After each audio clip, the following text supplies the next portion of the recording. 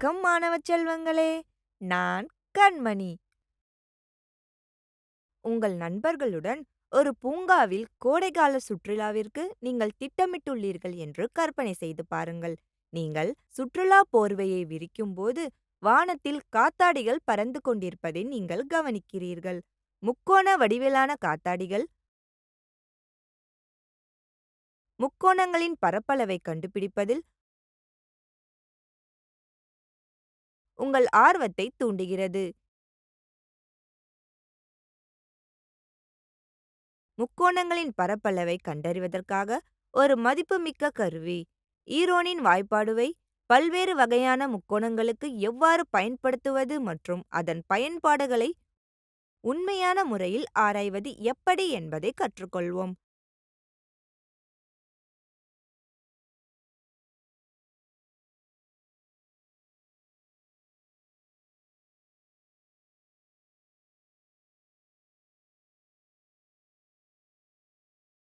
கற்றுக்கொள்வீர்கள்.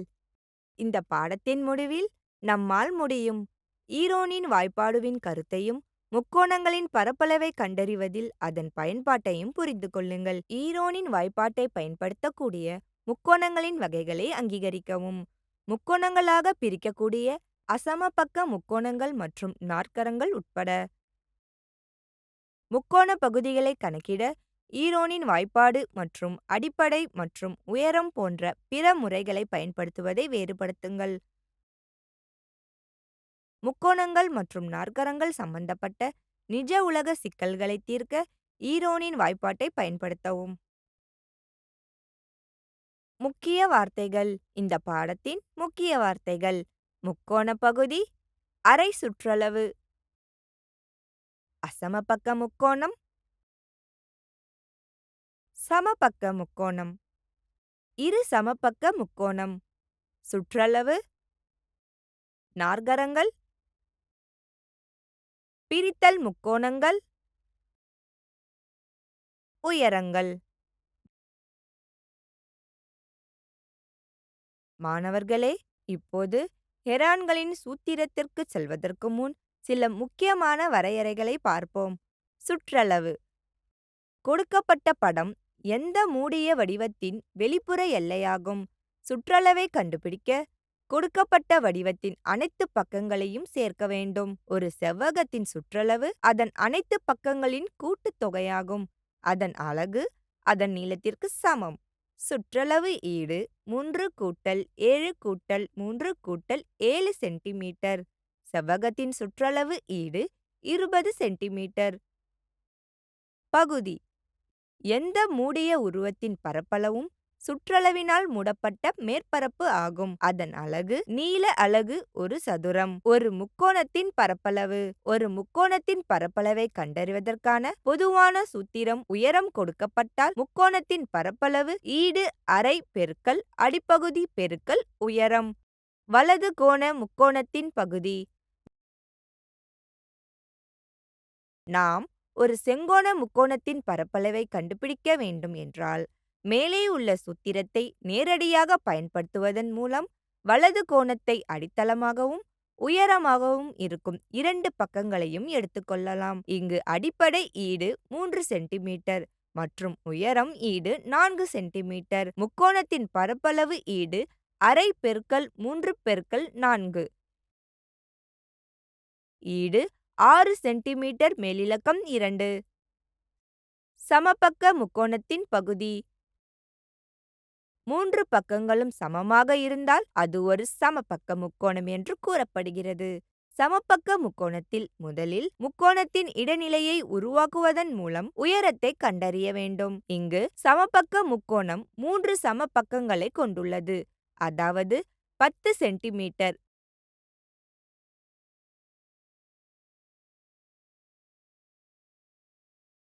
பிசியின் நடுப்புள்ளியை எடுத்துக்கொண்டால் அது முக்கோணத்தை 2 வலது கோண முக்கோணங்களாக பிரிக்கும். இப்போது நாம் முக்கோணத்தின் உயரத்தை கண்டறிய பித்தகோரஸ் தேற்றத்தை பயன்படுத்தலாம். ஏபி மேலிலக்கம் 2 ஈடு ஏடி மேலிலக்கம் 2 கூட்டல் பிடி மேலிலக்கம் 2.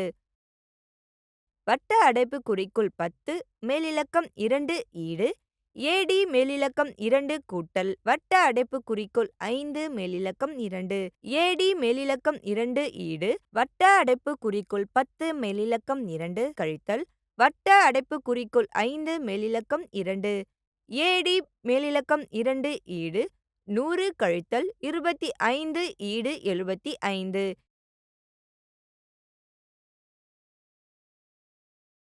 AD ஈடு 5 வர்க்கமூலம் 3.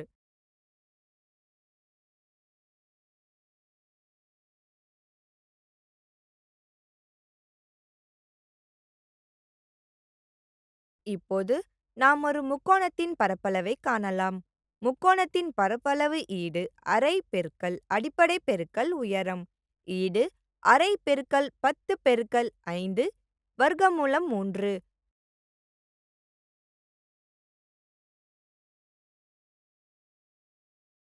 இருபத்தி 5 வர்க்கமூலம் 3 சென்டிமீட்டர் மேலிலக்கம் 2. இரு சமபக்க முக்கோணத்தின் பகுதி.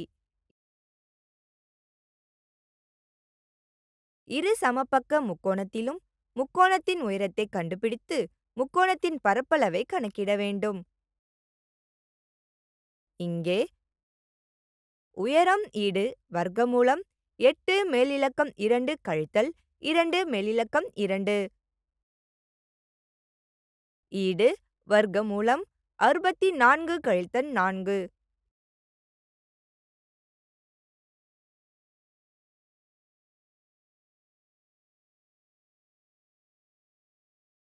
ஈடு வர்க்கமூலம் 60 ஈடு 2 வர்க்கமூலம் 15.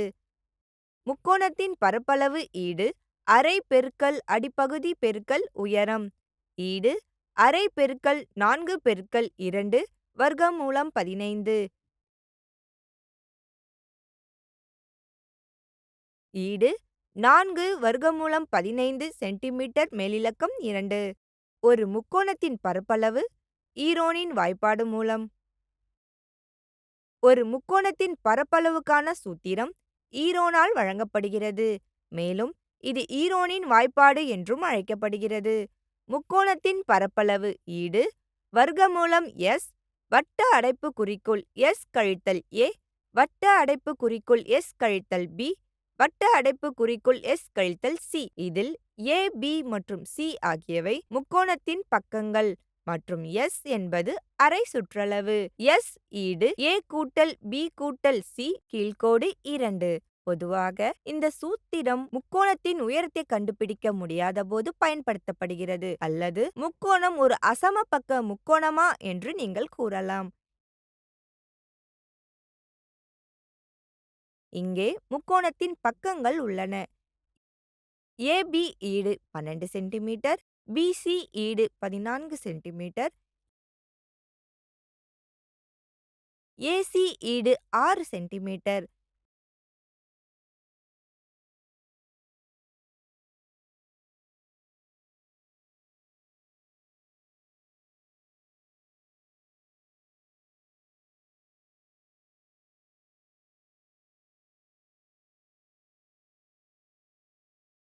S ஈடு 14 கூட்டல் 12 கூட்டல் 6 இன் கீழ் 2.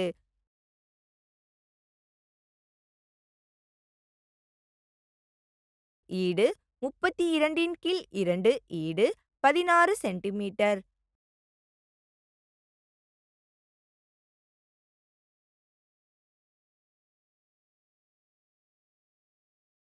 முக்கோணத்தின் பரப்பளவு ஈடு வர்க்கமூலம் 16 வட்ட அடைப்புக்குறிக்குள் 16 கழித்தல் 12 வட்ட அடைப்புக்குறிக்குள் 16 கழித்தல் 14 வட்ட அடைப்புக்குறிக்குள் 16 கழித்தல் 6.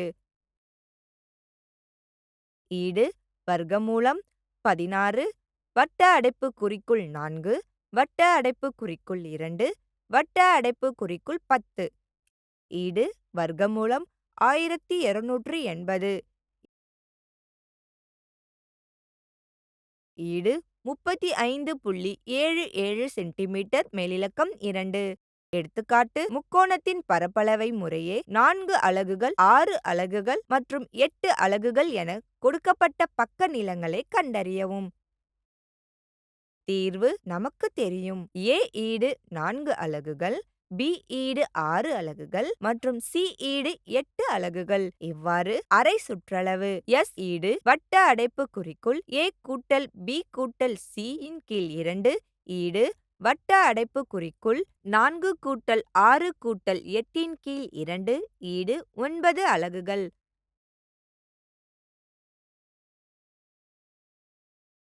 முக்கோணத்தின் பரப்பளவு ஈடு வர்க்கமூலம் சதுர அடைப்புக்குறிக்குள் S வட்ட அடைப்புக்குறிக்குள் S கழித்தல் A வட்ட அடைப்புக்குறிக்குள் S கழித்தல் B வட்ட அடைப்புக்குறிக்குள் S கழித்தல் C.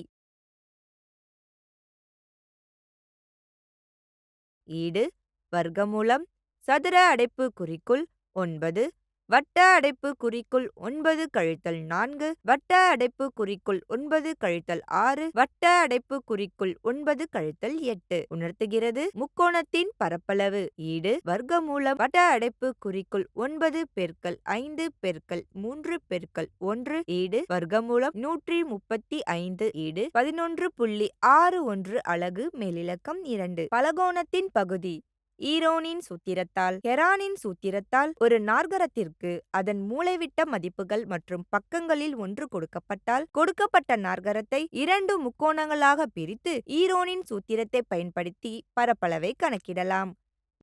நாற்கரங்களின் பகுதிகளை கண்டறிவதில் ஈரோனின் வாய்ப்பாடுவின் பயன்பாடு. நாற்கரத்தின் பக்கங்களையும் ஒரு மூலைவிட்டத்தையும் நாம் அறிந்தால் ஈரோனின் சூத்திரத்தை பயன்படுத்தி அதன் பகுதியை கண்டறியலாம்.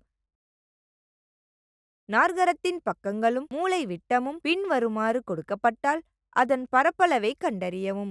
கொடுக்கப்பட்ட நாற்கரத்தின் பக்கங்கள் AB ஈடு 9 சென்டிமீட்டர், BC ஈடு 40 சென்டிமீட்டர்,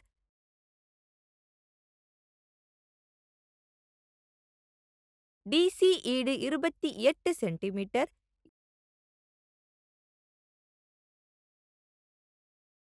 AD ஈடு 15 சென்டிமீட்டர். மூலை விட்டமானது AC ஈடு 41 சென்டிமீட்டர். இங்கே முக்கோணம் ABC என்பது ஒரு வலது கோண முக்கோணம். எனவே அதன் பரப்பளவு இருக்கும். முக்கோணத்தின் பரப்பளவு ஈடு அரை பெருக்கல் அடிப்பகுதி பெருக்கல் உயரம் ஈடு அரை பெருக்கல் 9 பெருக்கல் 40.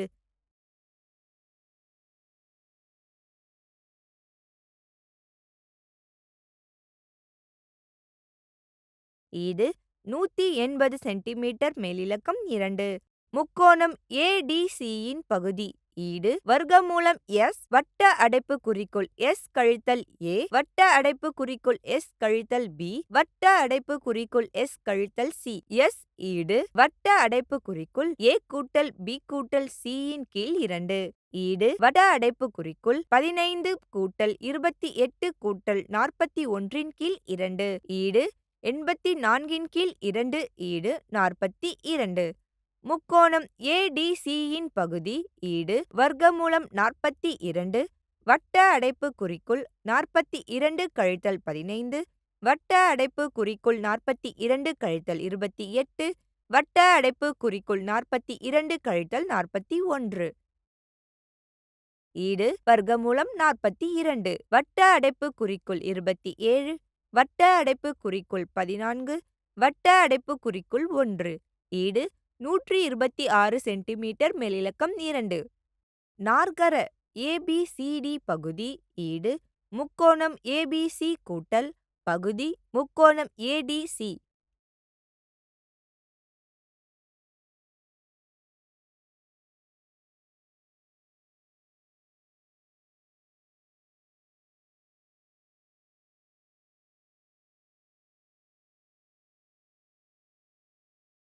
ஈடு 180 சென்டிமீட்டர் மேலிலக்கம் 2 கூட்டல் 126 சென்டிமீட்டர் மேலிலக்கம் 2 ஈடு 306 சென்டிமீட்டர் மேலிலக்கம் 2.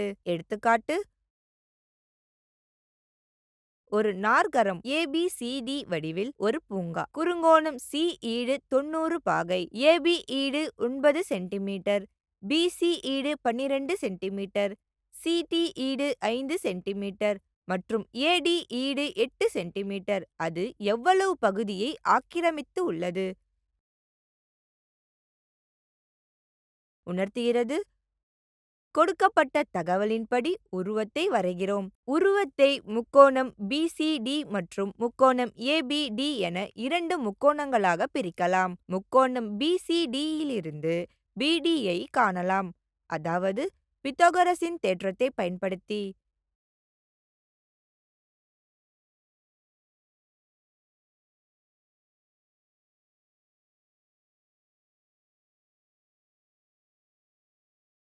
பிடி மேலிலக்கம் 2 ஈடு 12 மேலிலக்கம் 2 கூட்டல் 5 மேலிலக்கம் 2 ஈடு 169.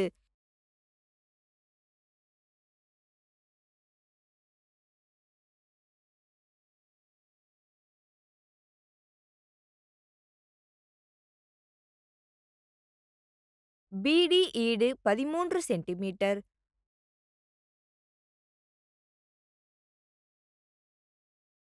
முக்கோணம் பிசிடி அரை சுற்றளவு S1 ஈடு வட்ட அடைப்புக்குறிக்குள் 12 கூட்டல் 5 கூட்டல் 13 கீழ் 2 ஈடு 15. முக்கோணம் ஏபிடி அரை சுற்றளவு S2 ஈடு வட்ட அடைப்புக்குறிக்குள் 9 கூட்டல் 8 கூட்டல் 13 கீழ் 2 ஈடு 15. ஹெரானின் சூத்திரம் A1 மற்றும் A2 ஐ பயன்படுத்துவது.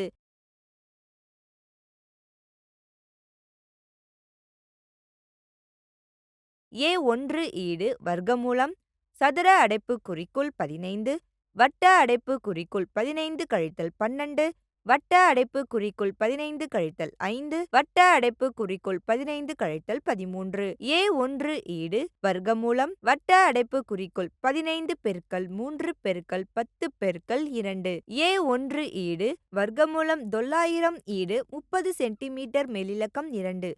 இதேபோல் A2 35.49 சென்டிமீட்டர் மேலிலக்கம் 2 ஆக இருக்கும். நாற்கரத்தின் பரப்பளவு ABCD ஈடு A1 கூட்டல் A2 ஈடு 65.49 சென்டிமீட்டர் மேலிலக்கம் 2.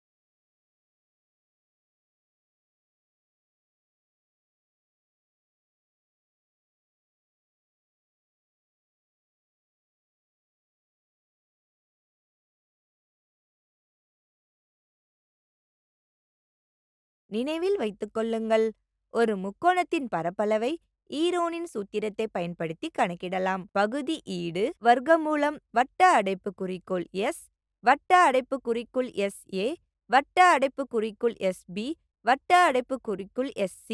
இங்கு S என்பது அரை சுற்றளவு மற்றும் AB மற்றும் C என்பது முக்கோணத்தின் பக்கங்களின் நீளம். ஒரு முக்கோணத்தின் அரை சுற்றளவு அதன் பக்க நீளங்களின் பாதி தொகை. S ஈடு வட்ட அடைப்புக்குறிக்குள் A கூட்டல் B கூட்டல் C இன் கீழ் 2. ஈரோனின் வாய்ப்பாடு பல்வேறு வகையான முக்கோணங்களுக்கு பயன்படுத்தப்படலாம். இதில் அசமபக்க, இருசமபக்க மற்றும் சமபக்க முக்கோணங்கள் ஆகியவை அடங்கும். ஈரோனின் வாய்ப்பாடு உயரத்தை பயன்படுத்தி ஒரு முக்கோணத்தை சிறிய முக்கோணங்களாக பிரிக்கும் கருத்தாக்கத்திலிருந்து பெறப்பட்டது. ஈரோனின் வாய்ப்பாடு கட்டிடக்கலை, பொறியியல் மற்றும் வடிவியல் தொடர்பான துறைகளில் பயன்பாடுகளை கண்டறிகிறது.